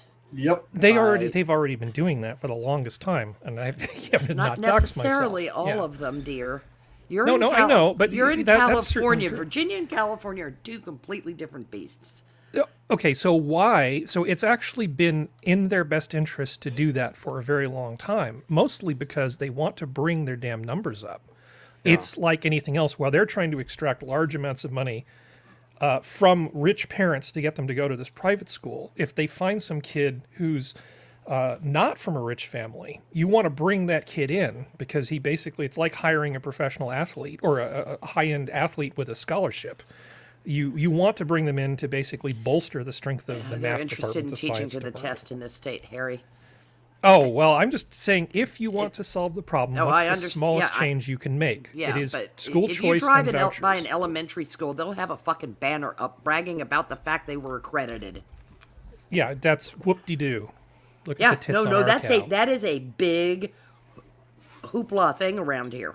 That's how shitty it already is, and the state has just decided to make it shittier. Mm-hmm. So I'm sorry if I'm being strident. I just don't feel like they're giving up anything of value. Yeah, That's my main thesis here. By your personal experience, yes. I don't think that's always universally transferred. No, I'm using more than my personal experience here. I was also citing the problem with the remedial education at the universities, and chat has backed me up on some of that. That is a real problem. We know that across the board, a lot of these kids are coming in with AP credits that don't mean a damn thing, and a lot of kids are being graduated without the education that they need to basically start college. Oh yeah, and I mean, And that's not personal experience, that's objective data. Well, yeah, and teaching to the test has done a lot of damage. Yeah, core curriculum is terrible. The teachers union is terrible. Yeah, well, the federal government is terrible. Yes, And we the federal shouldn't have government is central responsible education. for core curricula. And up then here, each state came along with another one, and Virginia's, as you've heard me mention, is called the SOLs, Standards of Learning, or, in this instance, shit out of luck. Yep. and up here, the teacher unions basically control the government. Oh, and here you would not, I mean, you can't touch anything in the city of Richmond without it setting off some kind of whinge fest of lack of racial diversity. I mean, it's all about race politics in this city now. That's all it's about. It's the only thing they fucking care about.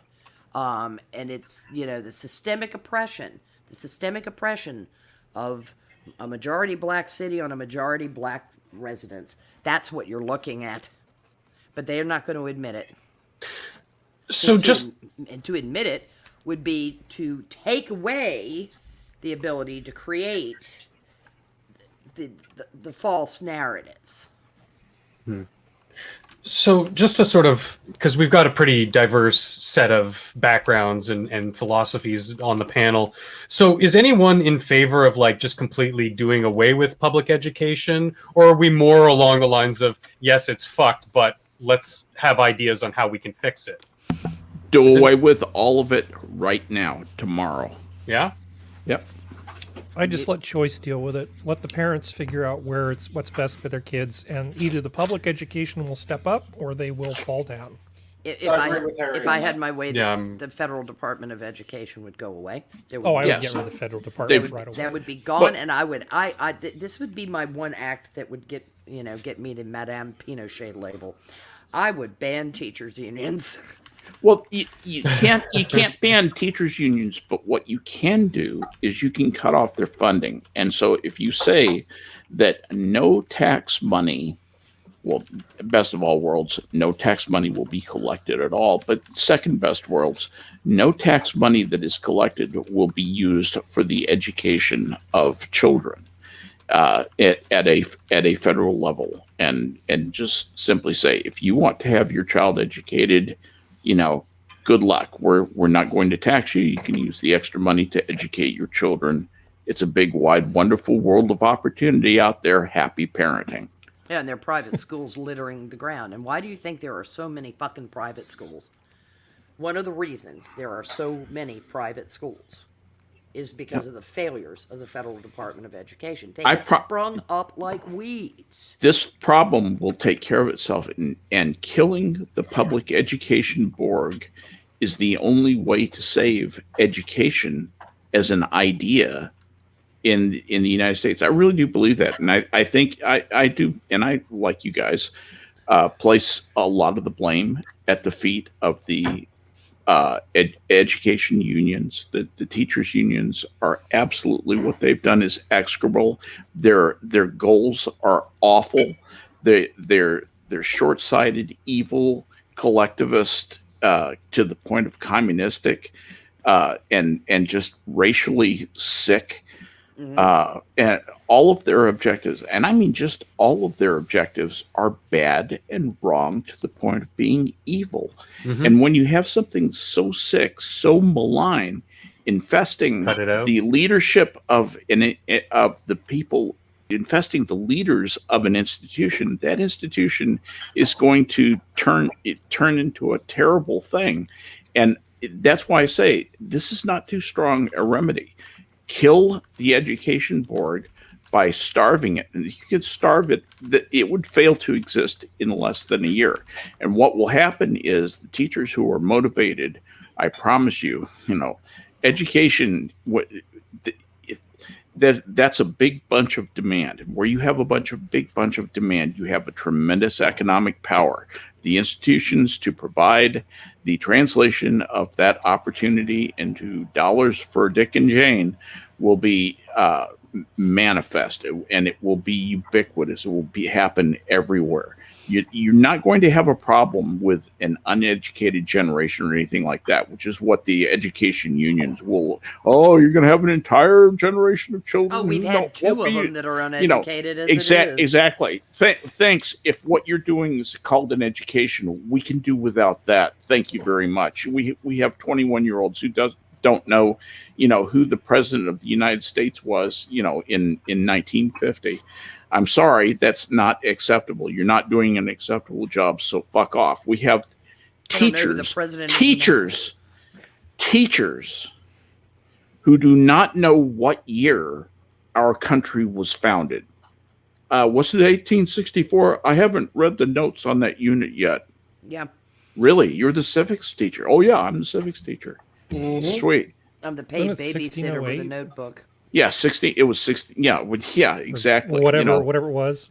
Yeah, that silly Abraham X. Kendi nonsense that is coming out about the United States, dating from the date of some date when slaves were brought to the New World or something like that. They were indentured.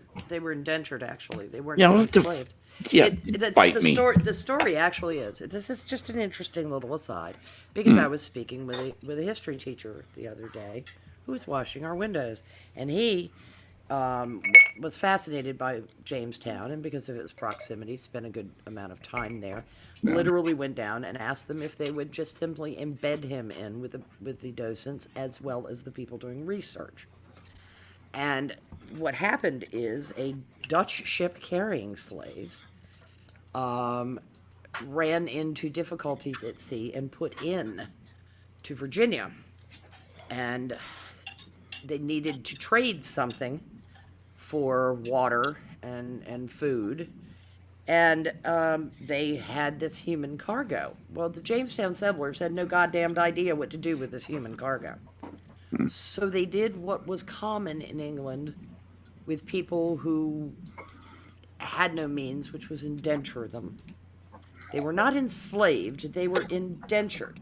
Because if you're going to say that indentured servitude, because many of those people, after they served their indentured period, went on to become landholders in those early days. Free men, too. Free men and landholders. Yeah, things change. But, unfortunately, it did often in scenario of black freemen. But this bullshit that slavery was the predicate for the founding of this country is just that. It's bullshit. And if any of these people would spend any fucking time in Jamestown, they'd find that out. And Mr. Kendi needs to be careful, because if he says there's no difference between indentured servitude and slavery, then he owes the Irish an apology. Certainly does. He's being taught in our schools. Yes, he's being taught in our schools, but a lot of poor white Irish, Scots-Irish, whatever, and English were entered into indentured servitude.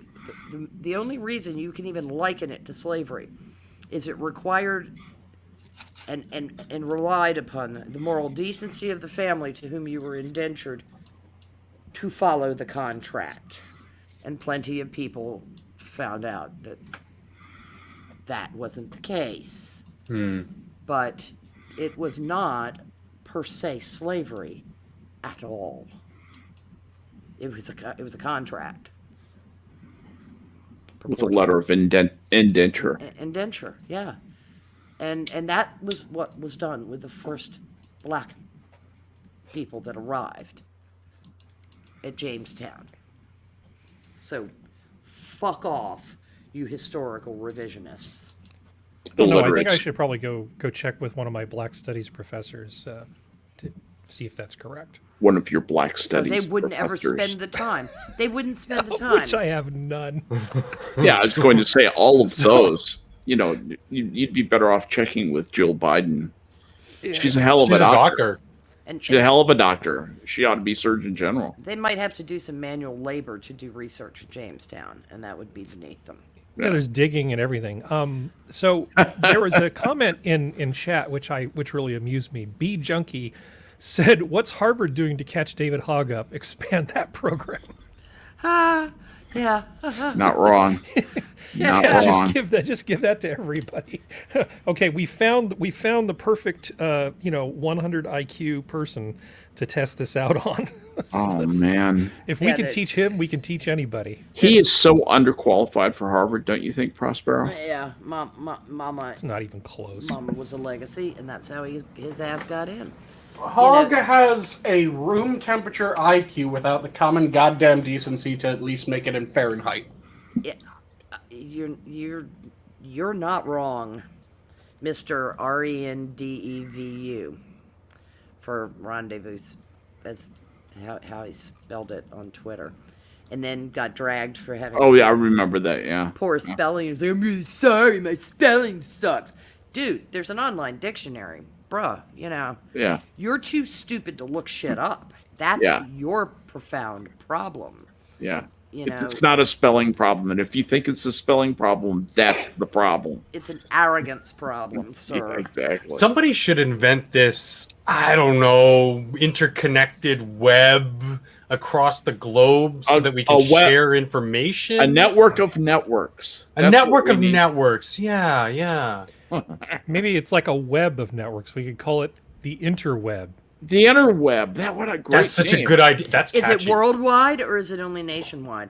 Because if it's worldwide, then you could call it the World Wide Web. We could call We're it onto something. we could call it the link of Earth. The Earth link. Ooh. Or a service for people who want to compute. We could call it CompuServe, of course. And if we had an this Ox is- for the people that wanted to Xer, we could have Xerox. Exactly. Xerox did some great stuff, but I'm not going to talk about that. Poor Xerox. If we were talking about education, if we're going to pivot, we probably need to do Whoa. it soon. Otherwise, at some point, we probably should come back and give fair I wanna shake know- to the idea of the vocational stuff. Yeah. Because we not only need to look at the people that are going to be the next engineers, but we also need to look at the people that are going to fix our air conditioners and do all of that sort of stuff. Because it does feel like we're being a little single focused when we focus on more of the left brain type stuff. There's plenty of other stuff that high school needs to teach, and we have to look at the whole mix. Can I jump in here for just a second? Absolutely. All right. Now, I'm glad you decided to bring up vocational studies. I was one of those back in the 70s who went college prep and vocational. My vocational was in radio and television broadcasting, but it was in the same building with engineering. It was in the same building with auto repair, cooking, and a couple of dozen other classes. And it was a solid 2-year course. I came out of there with my first class FCC license, eligible to work in any radio or television station in the country as an engineer. Really? Yes, really. That's And outstanding. were you actually qualified? Did you actually have the skills where you could have stepped into a radio station and been spent competent? over a at that? year working at a local television station, a local independent TV station. But did as you a feel true confident that you intern. could do that? Did you feel confident that you could do that? When I had to do a quick jump, make a quick decision as to either go military or back to work on another career, in betweenks, unknown to me, my chief engineer had got me a job with the CBS affiliate in Columbus. Wow. And if I had gotten notified of it while I was in basic training, I would have been relieved of military duty and allowed to go up to Columbus and work at the CBS station there as an assistant chief engineer. That's remarkable. But I really was trying to get your state of mind. Yes. Did you Yes. feel confident? Did you feel confident? Did I feel confident? Yes. I had at that time either produced, directed, or worked on well over 500 programs, live and taped programs. I had worked on over 80 pieces of different television and radio pieces of equipment and 4 different styles of transmitters. That was a thorough training. As Sounds well, like it was. and the FCC license back in that day was an actual rather grueling exam. 2.5 hours on the third class. You had a 30-minute break. There was a 2-hour, another 2.5 hours on the second class license. If you passed the third class, then you had about an hour's break, and then there was a 4-hour exam on the first class exam. That's And that's if you passed the second class exam. That's impressive. So they made you grind through all 3 of them. No, you didn't have to. You could if you wanted. Okay. Well, I only wanted to make one. I only wanted to ride the Greyhound to Cleveland once. I don't blame you.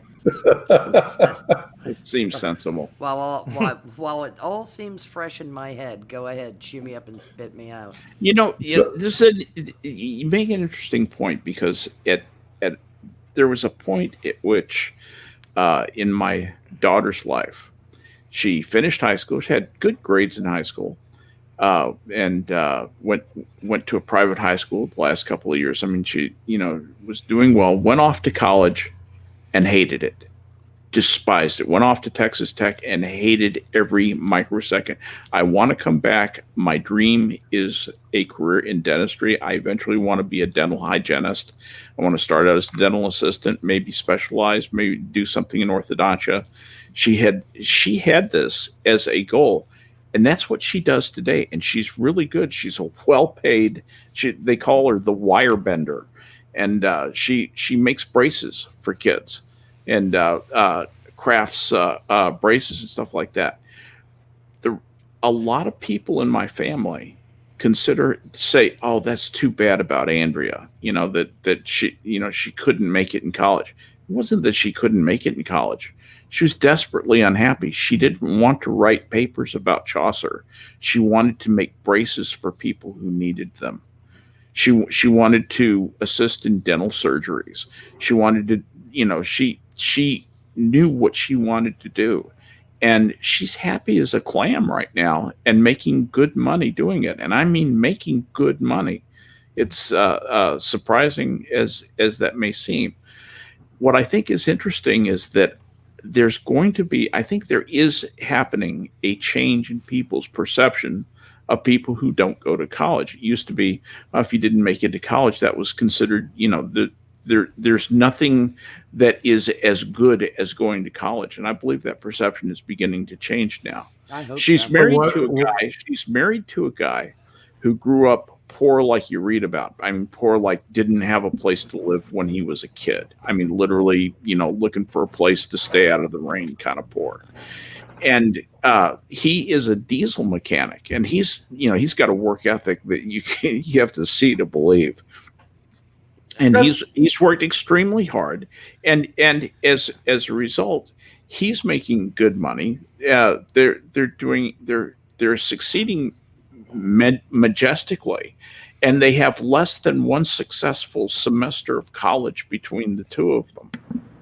And what the point I was going to try to get to here on that was in the late 70s when I went through that program, and that school was closed about 15 years ago. First things that went were the technical fields, radio, television, and broadcasting, electronics, and such. Then they got down into the HVAC and auto repair and beauty school. Finally, those were the last ones to go out. Why did it close?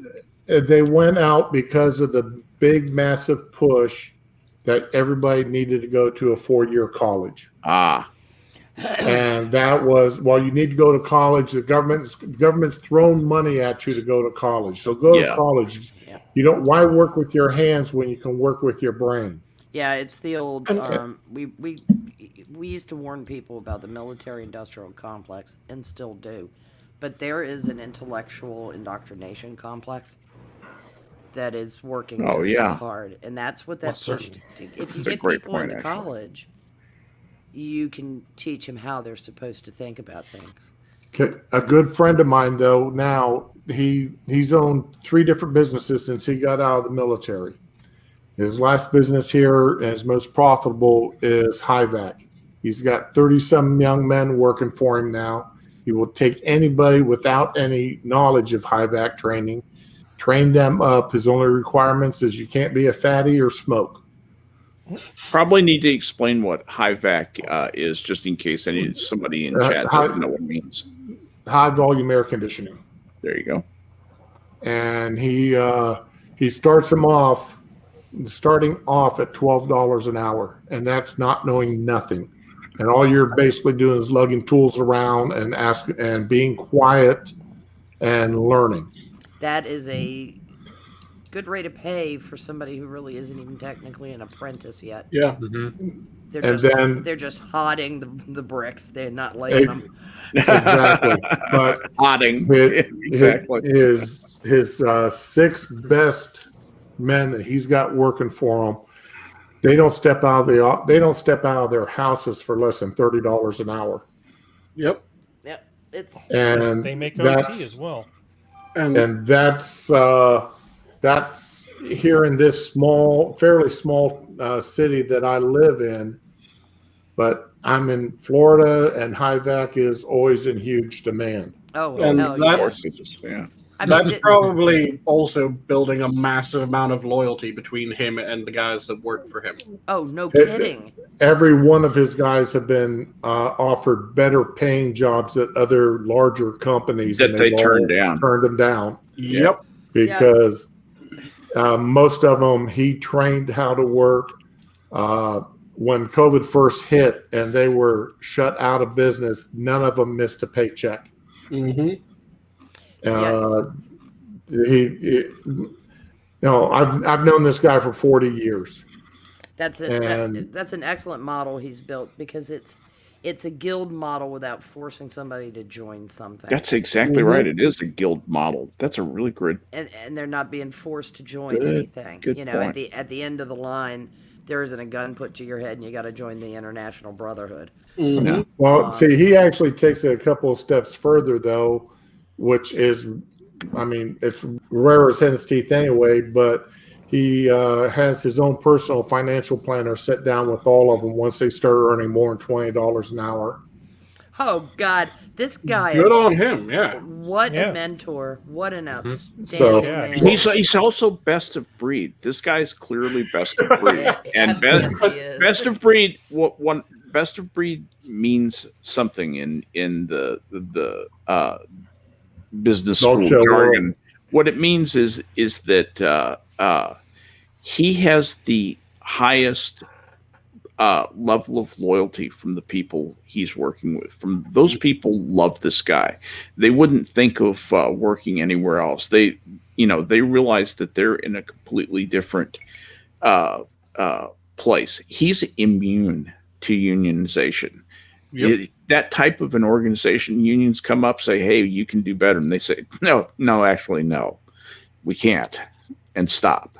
And we know too much about our industry, and we know how good we've got it. And I promise our money get on out mission now reviews. while the getting's good. So. Yeah, get out while your legs still work. Yeah. And to add to the conversation about Votech, one thing that I had a course when I was in 8th grade that I haven't really heard many other people describe a course much like it. It was effectively a combo of a Votech course as well as almost an engineering course, because it was called Tech Ed. And Tech Ed was, you went to the shop that the school had, and you learned how to use all the machinery within the shop. So the various saws, drills, and all that shit, which is very much wood shop type working. But at the same time, the projects weren't, okay, now make a birdhouse. It was, okay, so you guys learned how to use these tools. Now we're going to learn about the physics behind this type of structure or this type of thing. And then you guys make the best version of it that you can with these materials. Yeah, So- that's what a great combination teaching that is. Yep. And we did that with simple things to start, where it was like the first thing I think was making trestle bridges. And Neat. we strength tested all the bridges at the end after learning about how bridges are made, learning about what's important, the over trestle or the superstructure and the substructure for the bridges, all that shit. And then we competed. And then we went to the aerodynamics that are important in cars. And then it was making CO2 cars. Haha, neat. And That- every project was broken up like that, where we would learn the tools that we need, learn about the thing, and then you guys have the information, go. Great. That's the kind of teaching and combination teaching that I wish more educators would look at, because you Oh, can for teach, sure. you can teach a lot of geometry in shop class. Yep. And then you can move on when it comes to measuring volumes and things like that. Hell, you could take them into the cafeteria and teach them. I wish there was more Volume. interconnectivity between the departments like that. Yeah. And part of it has to do with, some people being spatial learners and some being concept learners. And,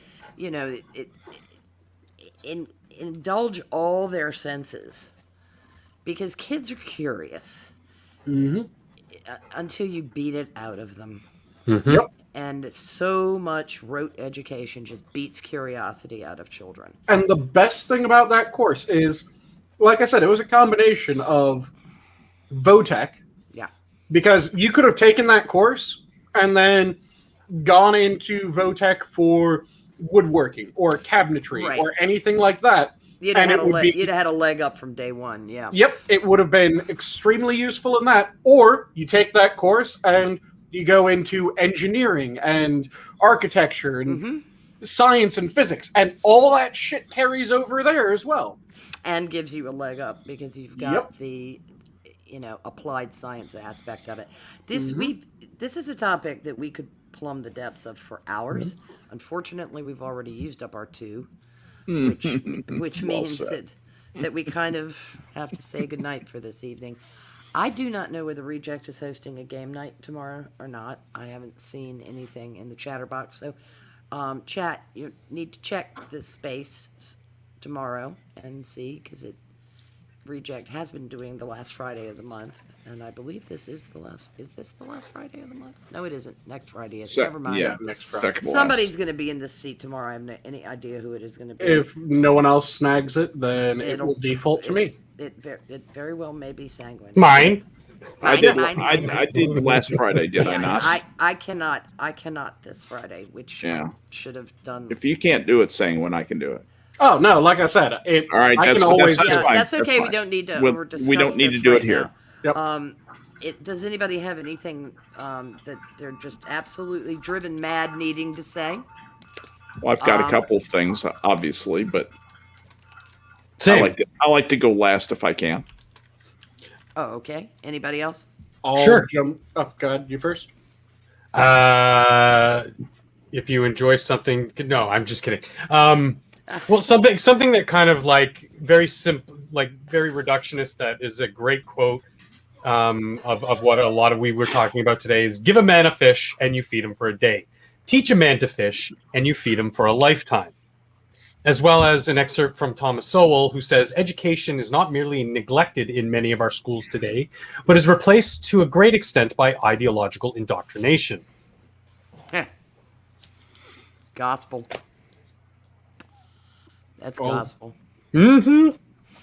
And Anyone else want to jump in, or shall I jump in next? you may. The only thing I'm going to say, keeping in line with education, is it used to be a mind is a terrible thing to waste. Now they're wasting a lot of terrible minds. Mm-hmm. Yeah, they sure. Well put. Okay, Sanguine, you go. I'll go with one that I don't think I've said as parting words. Everyone dies to death.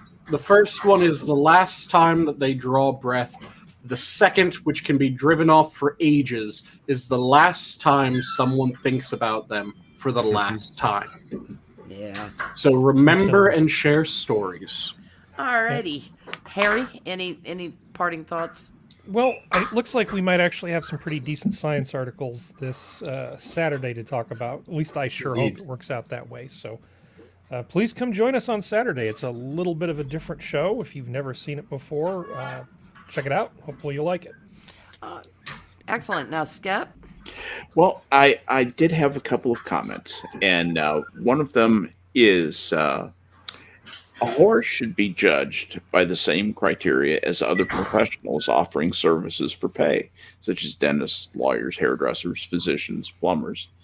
Is she professionally competent? Does she give good measure? Is she honest with her clients? Is it possible that the percentage of honest and competent whores is actually higher than that of plumbers and enormously higher than that of professors?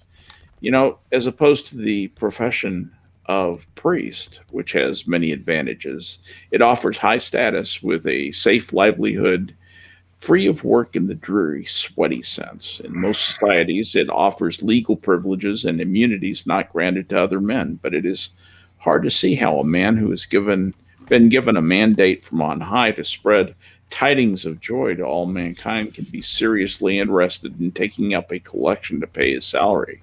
It causes one to suspect that the priest is on the moral level of any other man. But it's lovely work if you can stomach it. And you save a lot of money on advertising because of word of mouth. Amen. Gospel. Alrighty. Thanks for being here, everybody, and thanks to BP who was here earlier. I appreciate that. Yeah, she's And- okay. And in chat, thanks. You were very lively today. When I popped over to check, I saw a lot of chatter, and I appreciate your interactions and your comments and We love you, chat. desire to be engaged. I'm indifferent. And look for somebody to be here tomorrow evening in the zoo. So good night, everybody. The zoo is closed.